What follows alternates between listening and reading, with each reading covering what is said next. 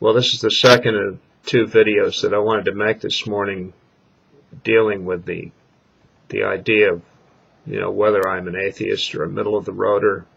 Definitely never going to be an evangelical Christian. That is not going to happen. The chances of that happening were probably pretty great earlier in my life when I had stopped drinking, realized the damage that 11 years of alcohol consumption had done to me, and probably the coincidences of my coming to go to AA meetings and get sober and meet different people had probably impressed upon me the idea that there was some sort of interventionist God, when in all actuality it was the compulsion put upon me and the pressure by circumstances and fear which got me to sober up, which is very legitimate reason to do something like that. Like, for instance, if you're smoking too much and find yourself getting sick all the time, and then finally you realize that when you see enough doctors and talk to enough people and watch a friend of yours waste away and die from emphysema as a result that resulted from smoking, then you say to yourself, well, maybe I ought to give myself a second chance. And that's basically what you're doing. You're giving yourself that second chance. You are intervening on your own behalf. So, no, it's not God. I don't think it was God at all. It was circumstantial. Otherwise, I'd still be drinking today and probably be in jail. Who knows? So I wanted to go on with this. We have a virtual theocracy in this country, even though we have a Democratic Party controlling the House and the Senate. There is none of them that is going to stand up and say that they are atheists in their belief and that the organized religion should stop interfering in politics and the education of our youth. And that if we want to pursue religion, that should be something that is a conscious decision, not something that involves parental or established educational indoctrination and conditioning to bring about. And it's unfortunate that that cannot be done.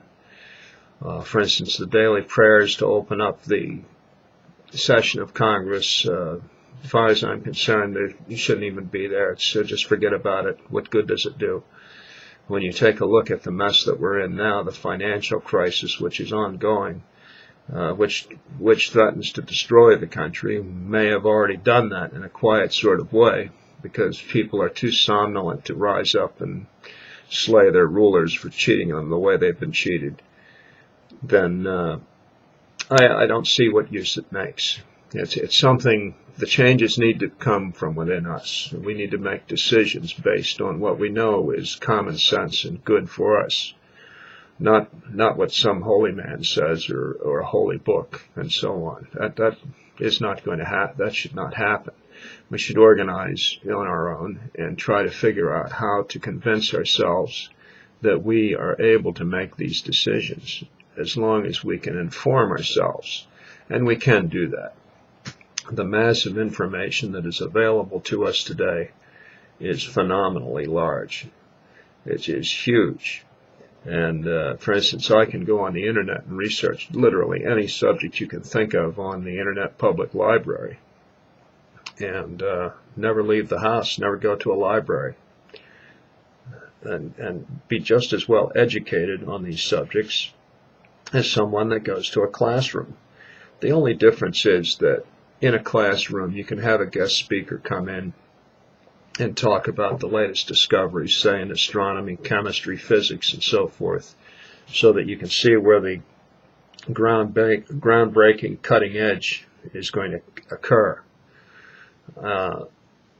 And we also need a Daniel Ellsberg every once in a while to dump secret documents onto the press and force them to do their job. And hopefully we'll get another one. I don't think we're going to. I don't think we're going to get somebody with the nerve that Daniel Ellsberg had. And it took him a while to get to that point, by the way. He didn't just start it one day. He had been building up to it for a long time. When you take a look at his interview on Democracy Now!, you'll find that this was not an overnight decision for him.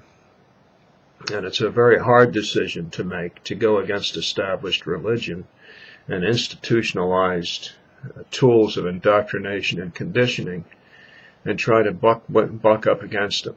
You know, the people that you see do it sometimes are kind of, I don't know, they don't have the right mindset for some reason sometimes, and they don't even. It's kind of weird. I was talking to somebody the other day who claimed that he had educated himself, and that he was smarter than the professors that were in college and things of that nature. But, when I asked him certain questions about how he informed himself and how he educated himself, what books had he read, and where was he going to, had he written anything himself, he couldn't give me any clear answers. And when I suggested things like going on the internet and just typing into a search engine electronic briefing books to start informing himself on American foreign policy and so forth, and also going to the Internet Public Library and starting to build up a curriculum for himself so they could truly, educate himself, then, I got a blank stare, almost a resentment from him. So, it's very difficult to press the issue. It really is. And I can see how you can exhaust yourself trying. Somebody like Richard Dawkins, though, a person who is formally educated and very well read and writes himself, instructs, is an excellent public speaker, that's the person to listen to. And I think you can learn a lot from somebody like that. His book, The God Delusion, is very interesting, and I think I like it. And I think the reason that I like it is because I'm coming around to that point of view. I don't know about the rock-solid, complete conversion over to atheism. I think the holy books were written by human beings, and they inspired each other due to their desire to hold a power position in life over other human beings. And they had succeeded in doing that, so therefore their holy books are read all over the place and are the basis for quite a few things. That's just what I believe to be the case, anyway. Other than that, all of it is just human foibles and weaknesses and failures and whatnot. We are the ones that have to decide how much we're going to succeed and fail. It's up to us.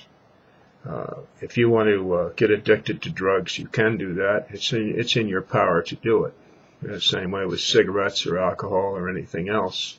So it must be up to us to change the way that we're governed, change the people in power, switch them out, get people in there that are effective in the task of managing the resources that we've entrusted them with, rather than spending them flagrantly all over the world and causing a lot of death and destruction against people who are basically Stone Age.